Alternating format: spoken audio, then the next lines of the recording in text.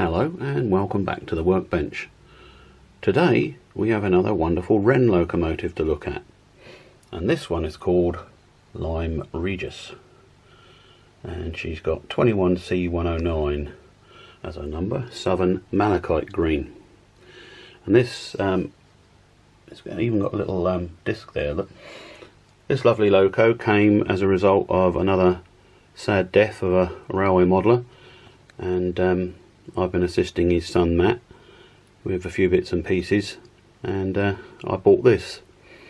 Now, she's a well-loved loco, and it's possible that she hasn't been run since the 80s, but she's been out because if you look very closely you can see that she's a bit lighter on top than she is on the side, so clearly she's been out basking in the sun. Not a problem, you expect something like that with an older loco. Now, if she hasn't been run for so long, let's put some power on and just see what happens. Yeah, not a great deal. Oh, hold on, let's turn the power on, it will help. Oh, well, she's willing, but incredibly stiff. So I thought it might be nice, even though we've done these locos before, to go through the renovation, servicing and maintenance that's appropriate for this type of loco. It's got the nice long style of motor that I like. I don't particularly like the horizontal one. So let's get her down onto the workbench and open her up and see what we can do. So just looking at the tender, as you can see, quite a bit of dirt on the wheels, but all quite free running. So she's been used and loved, which is nice. That's what you want for a loco. But otherwise, absolutely spot on condition. Okay, underside of loco, got a little bit of rust on the middle pair of wheels there. That'll need to be cleared off. But otherwise, no, that's correct. I was just looking at the bend there, it looks a little bit tight to me. Might have to ease that. Both sides do. Not quite sure if that should be so tight. You see what I mean? The kink in the coupling rod needs to be there to clear the crank, the concentric crank, but it looks a little bit tight, as if it's squashing up against. So I think I'll correct those things first before we go inside. Now, with these West Countries, you've got to screw down through the chimney, two on the back holding the plate in, and two either side of the back pony that need to be removed, so I'm just going to do them. And we're in. Now then, looking at the motor, hardly anywhere on those brushes by the looks of things, so that's very good. But dry as a bone as expected. Little bits of rust here and there, which will come off with a bit of oil, of course. So we'll pop the motor out next. And I think, without doubt, let's have a feel of the magnet. It's not too bad, but we'll probably magnetise it with the magnetiser just to give it a boost. And let's see what we find. I've finished the cosmetics around the chassis. But, I've taken the brushes out, and as expected, there's loads on them. But listen to this. So, sounds like we might have a bit of a bearing issue, so we'll go ahead and dismantle the motor now and see what's going on. And this is what we find inside, a rather black commutator, and can we see if there's a ball in there?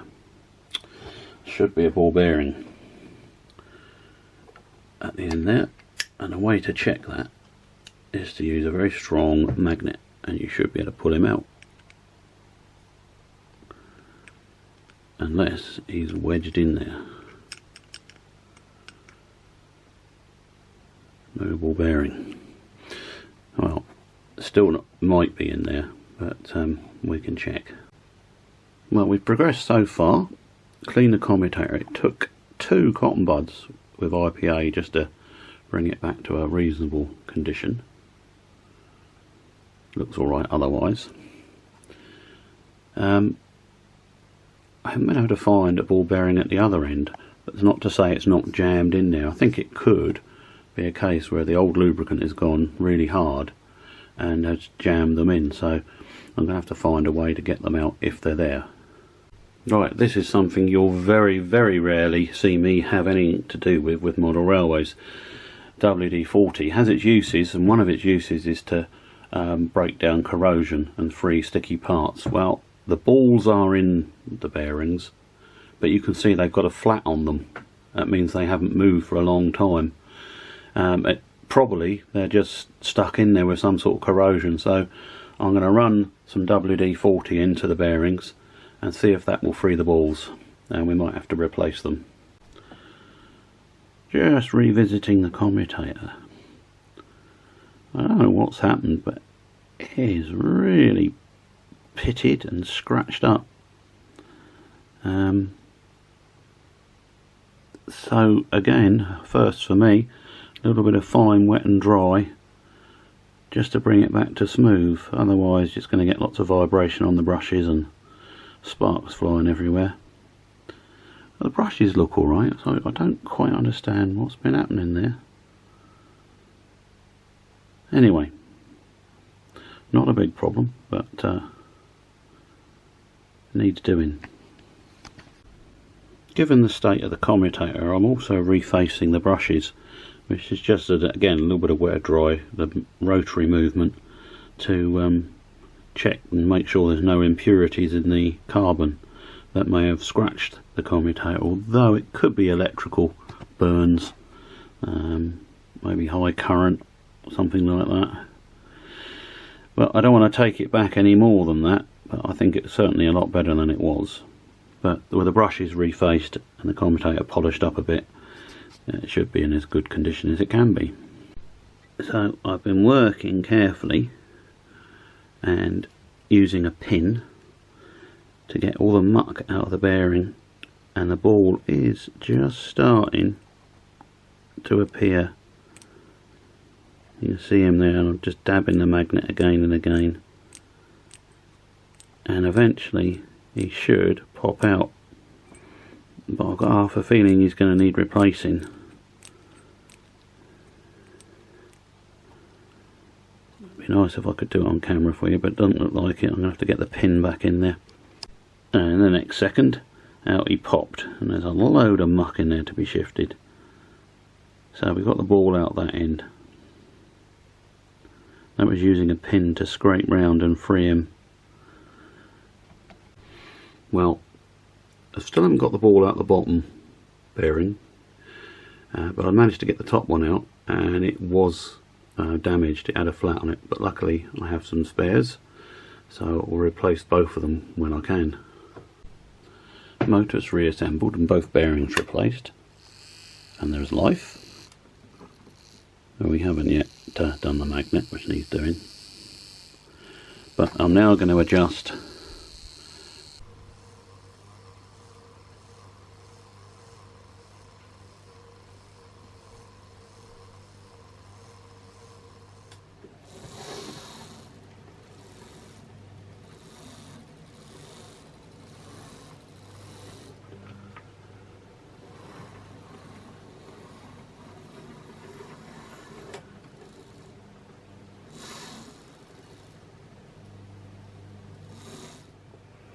After a great deal of time, I discovered that the radius, the drop link had been twisted and bent in, and that was causing the problem.